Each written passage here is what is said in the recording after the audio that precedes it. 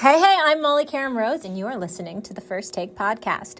Progressive helps you get a great rate on car insurance, even if it's not with them. They have this nifty comparison tool that puts rates side by side, so you choose a rate and coverages that work for you. So let's say you're interested in lowering your rate on your car insurance. Visit progressive.com to get a quote with all the coverages you want. You'll see Progressive's rate, and then their tool will provide options from other companies, all lined up and easy to compare, so that all you have to do is choose the rate and coverages you like. Progressive gives you options so you can make the best choice for you. You could be looking forward to saving money in the very near future. More money for, say, a pair of noise-canceling headphones, an Instapot, more puzzles, whatever brings you joy. Get a quote today at progressive.com. It's one small step you can take today that can make a big impact on your budget tomorrow. Progressive Casualty Insurance Company and affiliates. Comparison rates are not available in all states or situations. Prices vary based on how you buy. NBA quick takes, Lego. Stephen A., best player under 22 you would build around? Luka Doncic. Look at what he does. And at 6'7", with his ball handling skills, his passing ability, his shot making ability, his ability to perform in the clutch. I mean, he's got guys like Kawhi Leonard looking like they're hesitant to guard him. He's talking smack in Slovenia or whatever the hell it is. That's the dude I'm going with. He's a winner. Max, did the Clippers make a mistake keeping Ty Lue instead of Doc Rivers? No, I don't think so. And let's see what kind of adjustments Ty Lue makes in this series. Doc Rivers is a great coach. He's won a championship. But all reports out of L.A. were like he and the Clippers just didn't seem that interested in each other anymore. And Ty Lue is an excellent choice to replace him. I think it's way too early to say that that was a mistake. Stephen A., tell me this. Will the Clippers blow it up if they lose the series? I think they will. I think they'll have no choice because of Kawhi, because I think Kawhi's going to skip town on them. And this is the man that said, I'm not coming to town unless you trade the farm to get me Paul George. And if you don't, then I'll go to the Lakers and join LeBron and AD. That's what he did to the Los Angeles Clippers. And now if they don't win, he might skip out on them. So in light of that reality, you either convince him to stay or you blow everything up and just move on. All the way to Seattle, maybe. Let's see what happens. Right. Let's get to the other LA squad. They're up 2-1, now making easy work of the Suns, obviously with a banged-up CP3. AD dropping 34 again. Big Perk back here with us. Stephen A., I'll start with you. Do you think the Lakers are going to repeat?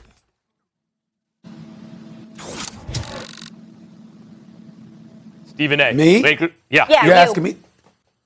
No, they're not. I don't know if KD and LeBron are healthy enough. And I think that, let me be very, very clear. I think that KD, Kevin Durant, is the greatest offensive weapon in the game. I think that he is the one player that no team has an answer for at all. The Lakers don't have an answer for him. Utah doesn't have an answer for him. Milwaukee, Philly, the Clippers, Dallas, Denver. I don't give a damn who it is. He's the one dude there is absolutely, positively no answer for. Kyrie Irving is a showstopper. He's going to get his. James Harden's doing what he's doing, sure. But KD is that dude. You could possibly figure out the others in some capacity, somehow. But there's no figuring out KD. And that's why I believe that the Lakers are not repeating, because I believe no matter what LeBron and AD throws your way, I think KD is going to be standing there, waiting, and he going to give it to everybody. There's no answer for this brother. That's the only reason I feel this way. Yeah, Perk. Well, I disagree, and I think the Lakers are going to defend their titles. It's just like boxing, Max. Let me jump in your element, right? Styles make fights, okay? The way that styles make fights. And you look at the greatest to ever do it, in my opinion, and Floyd Mayweather, everyone kept saying every single time he jumped in the ring that, oh, this guy's going to whip him. Oh, I got this guy taking Floyd down. And especially like when he fought Canelo Alvarez, right? They were saying Canelo is bigger, he's stronger. But what did Floyd do? He used it to his advantage. He made Canelo weigh in the day of the fight. And what I'm saying is, when you look at the Lakers, they make you play their style of basketball. Now they're playing old school basketball where they're going to punish you in the inside.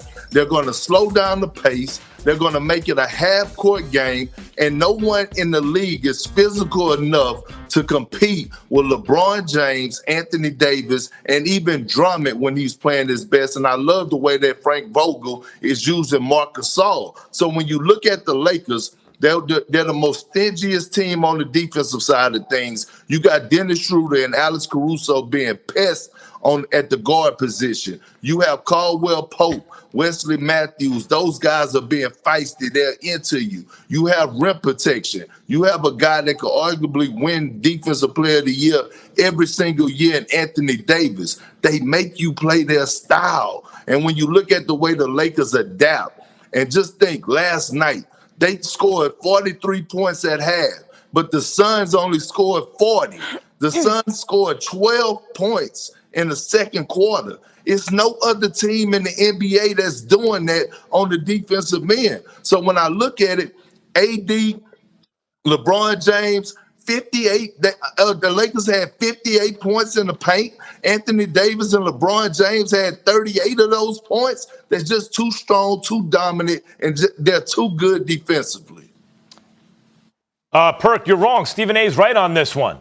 And you talk about Floyd, and people said this and that. Floyd was always the favorite, and his timing was very good. He knew when to play dudes. The timing may be right to play the Lakers, but that's not the reason that the Nets will win. The reason the Nets will win is also not just because of KD. If it's KD and Kyrie, they ain't winning. It's real. The simplest way I can put it is the Lakers got 2 of those dudes. The Nets got 3. They got too much. But offensively, it's crazy because as I keep pointing out, the Houston Rockets, when LeBron was waving the white flag before the series ever started, Stephen A. talking about he's giving concession speeches, looking at the Warriors, KD and Steph and Clay and Dre and Iggy. It's too much. We don't have enough, right? Don't believe you. You need more people. And he was like giving concession speeches. The Rockets almost beat him without Chris Paul. They played a Game 7 in Houston because they were playing D'Antoni style, which everyone says can't win, but in fact can do a lot more with a lot less. Now this Nets team, Perk, with D'Antoni on the bench, run by James Harden as the point guard, is basically that Rockets team, but with that Warriors level of talent. There's nothing you can do to stop them. How are you going to stop them? See, and Max, you know what's crazy is that you really just made my point. You just said that with a dynamic duo in Chris Paul and James Harden, that they almost beat the Warriors, and they probably would have beat the Warriors if CP3 didn't get injured. Maybe. Yep. So, and then you brought up D'Antoni's style of play, and that the Warriors couldn't adjust to that style of play. Didn't you just say that? Not exactly, but you can interpret it that way. It's fair. Okay, cool. So that's my point exactly when I talk about the Lakers and their style of play. A dynamic duo, the best duo since Kobe and Shaq, the way that LeBron James and Anthony Davis are able to dominate, can take on a 3-headed monster, and you just submitted and stamped my point by bringing up that Rocket situation. Joe Harris is going to be wide open all series. We all know if Chris Paul wouldn't have got injured, the Rockets were going to win. Stephen A., I'll give it to you. Stephen A., I'll give it to you. I think the Nets can score 40 points in a quarter against anyone. Stephen A., I'll give it to you. You were the one who said Blake can still play. You were absolutely right. He can still play. I don't even talk about Blake Griffin on that team. The Nets have too much. Let me tell you this. First of all, KP, that was Max with Houston and CP3. I've always been of the mindset, just for your edification, in case you were never on when we discussed it, I've never, ever, ever believed that the Golden State Warriors were going to lose that series to Houston. Mm-hmm. I always said that Golden State was going to win it in 7. No matter what Houston did, Golden State would do a little bit more. They did as much as was required to win that series that CP3 got hurt over the Rockets, and I still believe to this day they would have won that series. As it pertains to Brooklyn, I will say this to you. Here's what it's going to come down to. As you know this, KP, the game slows. It becomes a bit more physical. That's true. But 2 things that can offset that. Number 1 is perimeter shooting, which Brooklyn has. And number 2 is getting to the free throw line. And let me tell you something. They're going to make their free throws. Is LeBron going to make his? All right. The last 3 times the Lakers won the title, by the way, guys, they ran it back the next year in the 80s, 2000, 2002, and that 2009, 2010. So history is on their side. Hey, it's Dan Patrick here to tell you about the Dan Patrick School of Sportscasting. I've teamed up with Full Sail University to create a sportscasting bachelor's degree. You work both on and behind the cameras, and you build skills for the future of sports so you can connect with audiences no matter where they are or how they're tuning in. Learn more about Full Sail University's Dan Patrick School of Sportscasting by going to fullsail.edu/Dan Patrick School.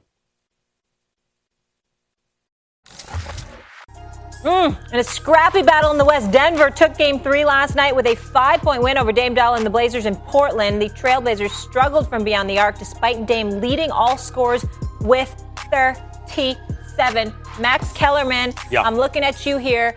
What is the story of the night for you on this one? It's Jokic, and it's gotten to the point where people are talking about he shouldn't be the MVP because he's not an all-time great. Yes, he is. Jokic is playing at all-time great levels. He does it all the time. What was it last night? 36, 11, and 5 on 50% from the floor, better than 50% from 3 and perfect from the line. I mean, this dude is the most skilled, certainly combination of skills like passing, shooting, and he can also score down low ever. His passing is ridiculous. He's an all-time great passer and an all-time great player in his prime. He's going to win MVP, and he deserves it. And I think when we look at this series, without Jamal Murray, it's a shame he's not playing because who knows what Denver could do with Jamal Murray. The Aaron Gordon trade worked out great, and Jokic is making him a better player, and he's already very good. But I think it comes down to people believe that Damian Lillard is an all-time great in his prime and will make the Hall of Fame. And when it comes down to it, Dame will get past Jokic. I don't think so. I think when it comes down to it, Jokic is getting past Dame. He was the story of the game. He's the story of most games he plays in. So you switching your pick? You picking Denver to win this series? I'm not switching. I had Denver. I thought you picked Portland. I picked Portland in 7. I thought you picked Portland in 7. Denver in 7, I'm pretty sure. Okay. That's not why I'm looking this way, Max. I'm not looking this way because I'm upset by anything you said. I'm looking this way because I'm depressed. I'm kind of hurt right now. You see, when I thought about that game last night, I wasn't thinking about Jokic. I was thinking about Austin Rivers. It was good. Austin Rivers, a really good guy, a good player who shouldn't have been sitting at home unemployed, waiting for his phone to ring before he had to accept a 10-day contract. Coming into the game last night in the fourth quarter, dropped 16 of his 21 points in the fourth quarter, 4 threes. Jokic said, Austin Rivers won the playoff game for us last night. Now, why would that depress me, Max Kellerman? Where the hell was Austin Rivers playing earlier this season? He was playing for the New York Knicks. He was playing for the New York Knicks. Austin Rivers could have been with the New York Knicks. Austin Rivers with the New York Knicks. They might be up 2-0 right now. Now, I understand that Austin Rivers had to go because contractually you got Derrick Rose up in there, so it facilitated Austin Rivers being pushed out the door. But when I think about that damn Alfred Payton and the way that he's been struggling, and how we got to take 32-year-old Derrick Rose, and we got to work him like a workhorse, and hope and pray that he saves the day. I think about how Austin Rivers could have been in the New York Knicks. That's what I was thinking about last night. When I watched Austin Rivers drill those threes, I said, he's supposed to be with us. He's supposed to be with us here in Atlanta right now, getting ready to reclaim home court advantage. Matter of fact, he would have had to reclaim it because if Austin Rivers was there somehow with Derrick Rose, they would have been up 2-0. That's what I was thinking about. Someone get this man some help. That's what I was thinking about. That's what I'm saying. Is there a mental health professional in the Atlanta area? Get to Stephen A. Smith's studio right now. This man needs help. Yeah, you're the question was about the Nuggets and the Blazers. How do you turn this into the Knicks? Because he was on the Knicks. He was on the Knicks this season. This season. Not last year, not 2 years ago. He was there this season. He was right there. He was right there. He would have helped us be up 2-0. Anything else in life? He can't. I mean, he can't. People are starving. There's a lot of things happening. He needs help. Oh, my gosh. As Red Robin's voiceover artist, I'm here to explain Bottomless. How do I get across free refills on fries and drinks? Well, here goes. Bottomless at Red Robin means free unlimited refills on the fries and sides that come with every burger or entree. That means free refills on steak fries, sweet potato fries, Yukon kettle chips, garlic fries, broccoli, side salad, soft drinks, iced teas, freckled lemonades, and even root beer floats. Offer doesn't expire until your appetite does. Whew, nailed it. Red Robin. Yum. This week, the Knicks released the following statement after a fan was seen spitting on Trae Young. We investigated the matter and determined that this patron, who is not a season ticket holder, did indeed spit on Trae Young, and for that reason, he is now banned from the Garden indefinitely. We apologize to Trae and the entire Atlanta Hawks organization for this fan's behavior. This was completely unacceptable and will not be tolerated in our venue. We have turned the information over to the appropriate authorities. Also, coming out last night was the Jazz banning 3 fans. The fans made vulgar and racist comments to Ja Morant's parents, the father of the Memphis Grizzlies star guard, telling ESPN. A statement from the Jazz cited one verbal altercation that occurred during Utah's 141-129 victory on Wednesday night in Game 2 of a first-round playoff series. Stephen A., I will start with you. Did the NBA come down hard enough on fan behavior? I don't think so. I think they need to be a bit stiffer, a bit tougher, because I think that there is cause for concern. A dear friend of mine who's an executive in the NBA, been very, very well connected, has been a part of the NBA for the last 30 years or so, brought something to my attention that I had never thought about before, to be quite honest with you. I never put the pieces together, and I was really, really interested in coming on the show and sharing it with the both of you. Talked about the elements that exist that should heighten our level of awareness and concern as it pertains to the modern day athlete. And there's 2 things going on that can't be ignored. To a lesser degree would be the first one, gambling. If y'all recall, a little more than 18 months ago or so, that landmark decision by the Supreme Court basically lifting federal bans on sports betting. In particular states, you couldn't gamble on sports outside really the state of Nevada. You just wasn't something that you were allowed to do. And the federal courts, the Supreme Court actually struck down a federal ban on sports gambling that prohibited betting on sports in most states. And since that, they left it up to the states. Well, what has happened? Not all states like Connecticut and California, they haven't legalized gambling on sports or whatever, but legislation has been proposed in some of those states, according to what I've read. But New York allows it. New Jersey allows it. Maryland allows it. Michigan allows it. Pennsylvania allows it. Delaware allows it. Illinois and Indiana allow it. Stuff like that. And so when you consider the fact that you can go into an arena like Philadelphia, somebody told me, and they said they wanted to get Wi-Fi. And just to get Wi-Fi, you had to get like a Bally's sports app or something like that on your phone just to be able to get the app. Well, what that does is it makes gambling easier and more accessible to the customer out there. So you go to a game instead of a casino and you just bet a few hundred, a few $1,000s or somebody or whatever, and then you see them messing up in the game, who knows how that could cause you to react. That's one element. Here's the bigger element that we've also ignored. Particularly since the passing of George Floyd's murder, since Derek Chauvin was convicted of murder, we all know that George Floyd was murdered. Think about the social unrest that took place over the last year. And think about how all of these athletes, particularly with NBA, WNBA, NFL athletes at the forefront. We've all spoken about the fact everybody hasn't embraced that. Matter of fact, millions upon millions of people have been against that. They think that athletes should shut up and play. They think they should stay in their place. They believe that politics should have absolutely nothing to do with the world of sports. We want to be entertained and we want to go home. We know all of this. This is the first time, because of COVID, that the fans have had an opportunity to be in front of these individuals.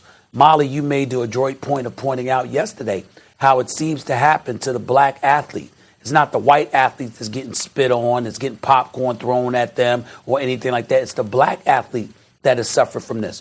Well, it was the black athlete that was standing up and protesting for a righteous cause on behalf of us as a society, and particularly their community.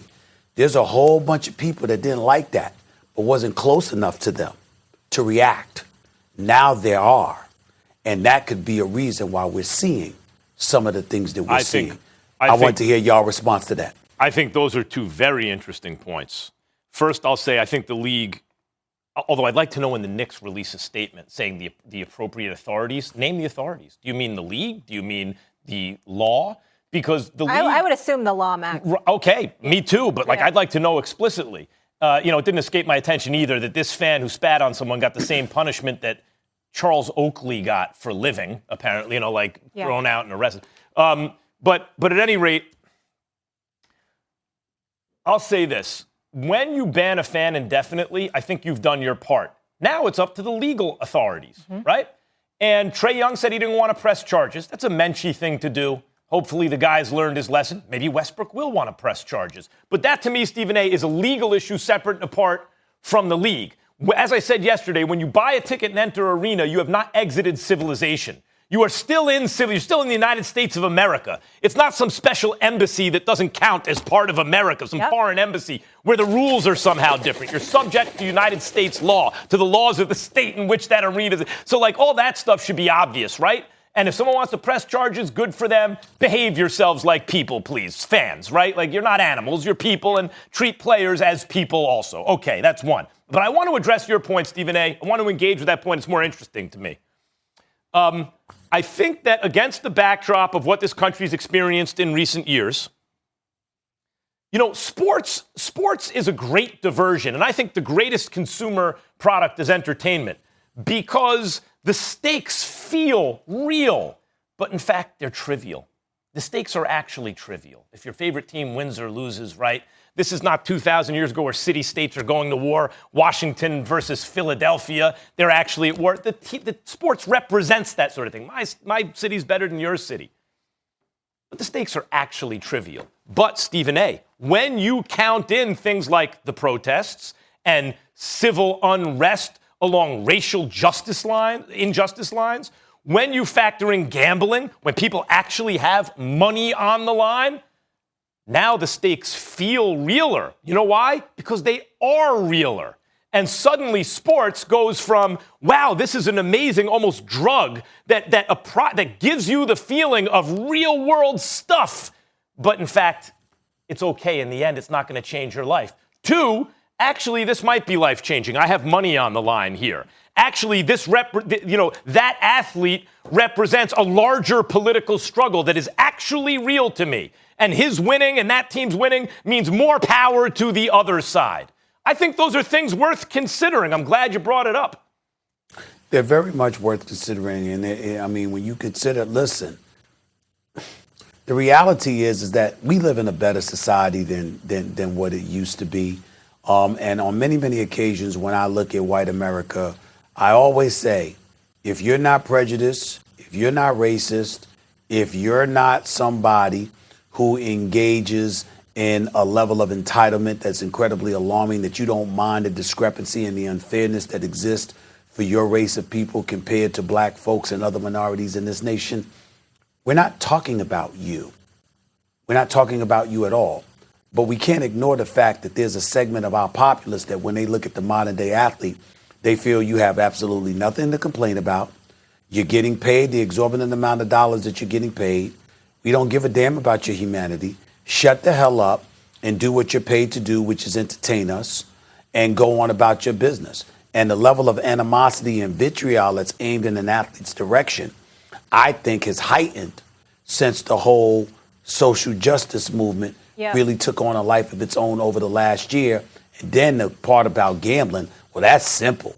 Yeah. I mean, if you go to gamble and you feel you losing money, you can point to a tangible target as the cause for your pockets being a bit thinner than they used to be an hour earlier, 2 hours earlier, whatever. That's going to elevate your level of animosity towards that person. So I think all of those things get taken into consideration, and that's why professional sports really, really need to hunker down on fan behavior now more than ever. I just want to add this because I said this yesterday, that it's assault for throwing something at somebody, like throwing food, and it's battery for spitting on someone. And I think you brought up two excellent points, Stephen A., with the social justice movement and with the gambling aspect, but it's still unexcusable. I mean, I don't think there's a greater sign of disrespect than spitting on someone. Right. And I understand that Trae Young didn't want to probably deal with it and press charges, and I understand that and I respect that, but almost just for the principle of it, if it was me, I absolutely would. Just to show that if this it was is Russell Westbrook, he would have. And, and we won't, you won't stand for it. Max, did you want to add anything before I go? This is, I by the bet way, you if they asked Russell Westbrook would have had the dude thrown in jail. I bet you if they asked Russell Westbrook, he would have wanted that. I would just second what you said, Molly. Like, this ain't hard. Yeah. This ain't, just behave like adults. Like, you get to sporting event, you can say that this guy stinks or whatever, even when you cuss him out, if you don't make it personal. You know, as I think it was LeBron who said, there's a line. Everyone knows what the line is that you can't cross. You just wherever, like, behave like an adult. That's it when you go to an arena. And by the way, it's supposed to be family entertainment. There might be kids around. Like, use your head. We're also assuming that people are reacting in the moment. It's entirely plausible that folks come to a game targeting a particular athlete because they don't like them. They literally bring the animosity with them. Some of them pay their tickets just to get at people that they don't like. Well, they need to get a life. And for people who are making racially targeted kind of comments towards players' families, what? I don't even know what to say to these people. I assure you, they don't do that in a crowd of black people. I promise you they don't do that. They shouldn't do it I promise you they don't do that. Little kids know not to do these things. With no fees or minimums on checking and savings accounts, banking with Capital One is like the easiest decision in the history of decisions. Kind of like choosing to listen to another episode of your favorite podcast. And with our top-rated app, you can deposit checks and transfer money anytime, anywhere, making Capital One an even easier decision. That's banking reimagined. What's in your wallet? Terms apply. Capital One N.A., member FDIC. Hey, I'm Molly Karen Rose, and you are listening to the First Take podcast. Credit Karma has always been there to help you make better financial decisions. And now they want to help even more. With a Credit Karma Money Spend account, you can be rewarded for good money habits. Credit Karma Money is a brand new checking account where you can win cash reimbursements for making purchases. When you use your Credit Karma Money debit card, you can win daily instant Karma purchase reimbursements on items up to $5,000. Just pay with your debit card, and if you win, you'll be notified on the spot, and your instant Karma cash will be added to your spend account. Credit Karma Money has already given away over $3 million in instant karma to over 50,000 Credit Karma members and counting. Open your FDIC-insured spend account for free. Credit Karma Money. Progress starts here, right now. Visit creditkarma.com/winmoney to open your free account and have the chance to start winning instant karma. That's creditkarma.com/winmoney. Instant Karma is sponsored by Credit Karma. No purchase necessary. Exclusions and terms apply. Banking services provided by MVP Bank, Inc., member FDIC. Maximum balance and transfer limits apply. Giants quarterback Daniel Jones entering year 3 hopes to bring positive vibes to Giants fans everywhere when he spoke about this upcoming season.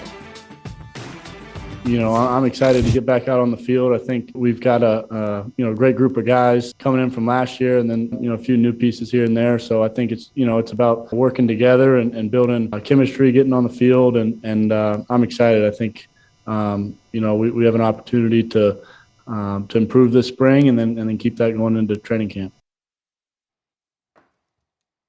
You know, Daniel, I'm excited too. I love year 3, Max. Year 3 is really when a quarterback gets things going. I'm feeling good, feeling convinced. Will this be Daniel Jones' best year ever? Yeah, easily. I mean, look, first of all, he's in year 3, as you say. The offensive line hopefully finally is starting to improve. They'll have some time together. They have a little more talent on the line. Saquon Barkley is coming back. That's huge. Kadarius Toney, they drafted. He's a weapon.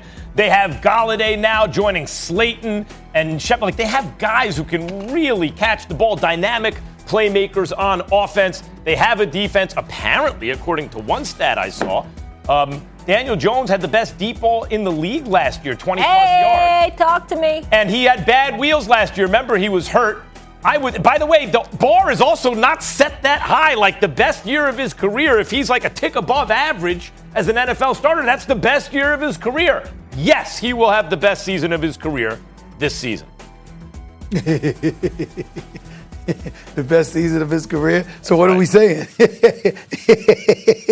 know what I'm saying? That's like somebody getting in line, let me get in this tall line contest, you know what I'm saying? Let me get in this line for tall people, and the tallest person's 5'6" or something. I mean, really? That's what we doing? So we got Dak Prescott coming back.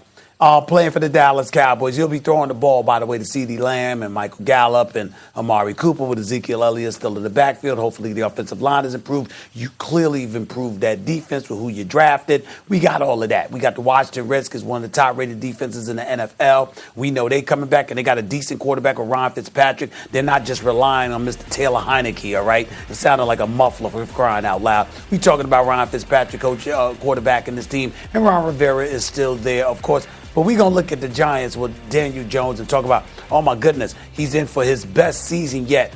Come on, y'all. What is that you're not going to do, Stephen A? You're not going to sit on this show and hype the Cowboys to Max and I during this segment and rain on our parade after it's been a Knicks parade for the entire 2 weeks. And you're going to big up the Cowboys, Mr. Accident waiting to happen when we're having our moment. You know what this funny part is about you, Molly? I'll give you credit where credit is due because you usually say something and then run the commercial break. At least this time you've given me an opportunity to respond to your rhetoric. Here's the deal. The New York Knicks are in the playoffs, okay? The Giants are not. Number two, you two, not me, you two had your reservations about Daniel Jones. I almost never talk about Daniel Jones. Why do I care about him? It doesn't mean anything to me. Now, I like Joe Judge. I like Joe Judge a lot. I've applauded Joe Judge, but I'm not caught up in Daniel Jones. He's got some things to prove. I'm not trying to big up the Cowboys. I'm setting them up for the fall. The question was, we know that's coming. Is Daniel Jones going to have the best season of his career? His best season yet.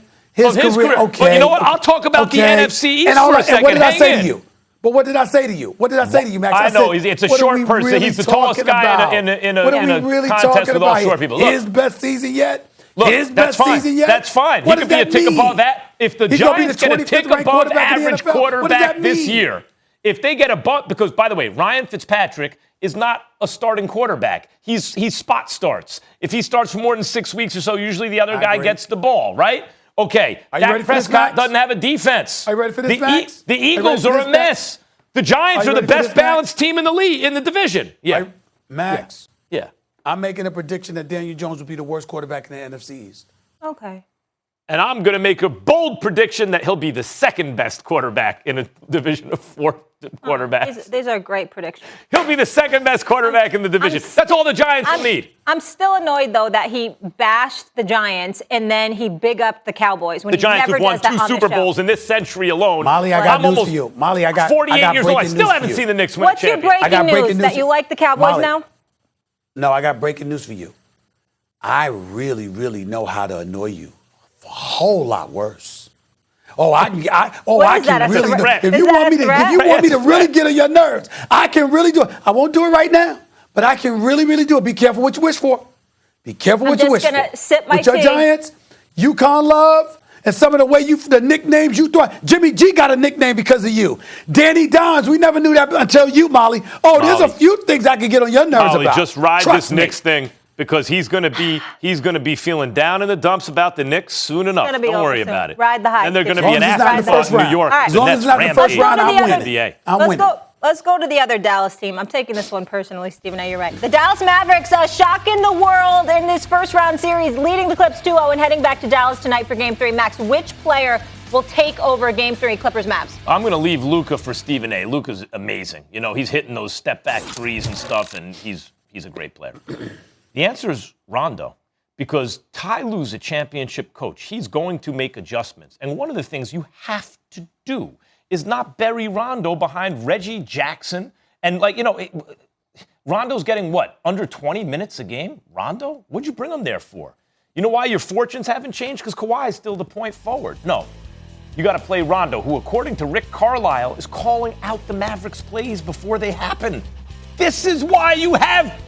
Playoff Rondo is his name. It's not. There's some guys who get it's by reputation. It's not in fact. In fact, it's verifiable. Whenever Rondo's in the playoffs, he rises from below average to an all-star. He's an all-star in the playoffs all the time. That's why he's there. And Ty Lue is going to have to play Rondo a lot in this game if they're going to win. I think he will, and they will. Rondo's the key player. I don't blame you for bringing that, Max, because I think that's exactly what Ty Lue needs to do. But I got news for you. I hope I'm wrong, because, again, I'm a fan of Paul George. I'm a fan of a lot of those dudes on the Clippers, especially their coaching staff. Ty Lue, Chauncey Billups, and the crew got mad love for them. I think they're on the verge of getting swept. They better win tonight. They better win tonight. And guess what they also better do to win tonight? They're going to have to stop Luka, because I see fear in guys' eyes guarding this brother. He has been, I'm going to say it again, I'm sorry, because I know we over FCC anyway. He's been busting their ass. He really, really has. And he been giving it to them. He dropped 39 the other night. I know it wasn't Kawhi's 41, but damn it, he won the game. And they better figure it out, because he coming tonight. He coming tonight. In Dallas, he will be there. And this is Texas. They're going to have a home crowd. They ain't going to have fake props up in the stands at the Staples Center. They ain't going to have that at the American Airlines Center. They're going to have real fans. They in Texas. They've been acting like there wasn't COVID for most of the year any damn way. They're going to be fans up in that building. Luka's going to be hyped. And he's going to go after Kawhi. He's going to go after Paul George. He's going to go after Marcus Morris. He's going to go after Beverly, Rondo, or anybody else in between. They better figure out a way to stop them. If the Clippers do not win tonight's game, the Los Angeles Clippers are getting swept. And I can't believe I'm saying that, because I picked them to win this series. They're on the verge of getting swept. Well, Dallas was my dark horse before the season began for a variety of reasons. Of course, foremost among them, Luka, who even if you try to stop him, Stephen A., from scoring, which is hard enough to do, he makes players around him better. But so does Rondo. When you think about what the Clippers are missing, they don't have cohesion offensively because they don't have the mastermind running the offense. They're asking Kawhi to do something he's not there to do. He's not going to run your offense. But Max, Rondo, I don't get why they brought him back, why they brought him to the Clippers if they're not going to use him. him. You're right, Max. Max, you're right about that point, but I got news for you. Rondo ain't Luka. I love Rondo. No, he ain't Luka. Of course not. No, but I'm not just talking about Luka scoring. I'm talking about, even though Rondo can run a team and galvanize a team, so can Luka. Yep, Look at what Tim Hardaway did. Look at what Tim Hardaway did in Game 2. Look at what Dorian Finney-Smith did in Game 1. And by the way, Max, we haven't even seen Porzingis really in this series. Oh, don't let Porzingis Remember when get he got hot, hurt it's a last wrap. year? Yeah. When he got hurt last year, he had dropped 34 in that Game 3 that they lost, and then he got hurt during that game, and ultimately he wasn't back for the rest of the series. We haven't seen him get loose in this series yet. Clippers in trouble. Stephen A., I got something for you. You're down in Atlanta. Max, you might have to help me out with this. You guys remember, when I move, you move, get out the way, roll out. Stephen A., you remember things like that? I got a special message for you, Mr. Smith. Here you go. Take a listen. Stephen A., come on, man. Just stop with the nonsense. I'm tired of it. I understand your job. You have to be entertaining, but this is real life, my brother. The Hawks stole one in Madison Square Garden. As a matter of fact, I get it. I understand why all these antics are going on. Y'all ain't been in the playoffs in forever. Matter of fact, y'all ain't been to the finals since 1999. That was last century, man. You know that Lou Will just gonna go to Magic City, eat some cooked wings, and he gonna go off. Trae Young is all about that life, as you see. So listen, man, I need you to keep that same energy, because these next 2 games in Atlanta is gonna be for real. This is reality. And y'all, listen, once we win the series, you, 50, Spike Lee, everybody, y'all are invited here to Atlanta, Georgia, Magic City. I got y'all covered, man. It's on me. But let's just come to reality. Stop with the nonsense. My brother is coming at me like that? My brother, listen, Luda and I got together years ago and said we got to get our families together because we somehow we got to be related, even though obviously I'm older, so my hairline's worse. And that's my brother right there. I love him dearly. But this is where we part ways. Please, New York, stand up, brother. We ain't worried about him. And he had the nerve of him to bring up the Knicks in the finals in 1999. When the hell were the Atlanta Hawks in the finals? I can't even remember. When the hell did that I happen? literally cannot remember. Are you freaking kidding me? Ludacris, never. Ludacris of all people is going to sit up there and run his mouth. Now, I will say this. This is where he got me. I'm taking that invitation to Magic City. He's right. I'm going to take that invitation that he gave me to come there. That's true. He invited me. I'm there. I'm there if it happens. And I'm going to order the lemon pepper wings. I ain't going to even front. But I'm telling you, son, it ain't coming to that. We here right here in the ATL. I'm going to be at the arena tonight, State Farm Arena at Grand Hill. Max text me talking about it's actually State Farm, because I said the Phillips Arena. He says it's actually State Farm Arena. I said, oh, damn, I forgot Grand Hill, part owner, NBA analyst extraordinaire, Hall of Famer. But I remember now, it don't matter. Knicks coming down here to reclaim home court advantage. Now, that's going to happen, all right? It's going to happen. So Luda better get himself ready for that kind of stuff and surprising me with that video like that. The nerve of him. But I love my brother. I love my brother Luda. No doubt about it. Can't He's wait one of to the see all-time him greats, Stephen A. Fast and Furious 9. Fast and Furious 9. He's one of Can't the wait to see all-time him. greats. But Hawks going down. Hawks going But down. the nerve of What him do to bring up the Knicks record getting to the finals. The best thing he Come said on. last century. I know. Century. The Hawks You were focused on reclaiming home Magic court Never City. remember them in the finals. I was Ever. focused on those two words. All right, Stephen A., you have Get fun out the tonight. way. You be safe. You behave yourself. We'll see you on TV. And I'll Never. talk to you Monday, sir. New Bye, York, man. stand up. Bye, everybody. New York, stand up. New York, stand up. Hey, what's up, everybody? This is LG Granderson here to tell you about my new podcast from ABC Audio called Life Out Loud. This show is all about preserving the history and honoring the contributions of the LGBTQ community. Each week, I'll talk to some of the most fascinating people paving the way toward a more inclusive world. These conversations can get heavy, but this show is also going to be filled with so much joy. And I mean, after all, we are called gay people, right? So got to be some happiness in there somewhere. Check out Life Out Loud with me, LZ Granderson, wherever you get your podcasts.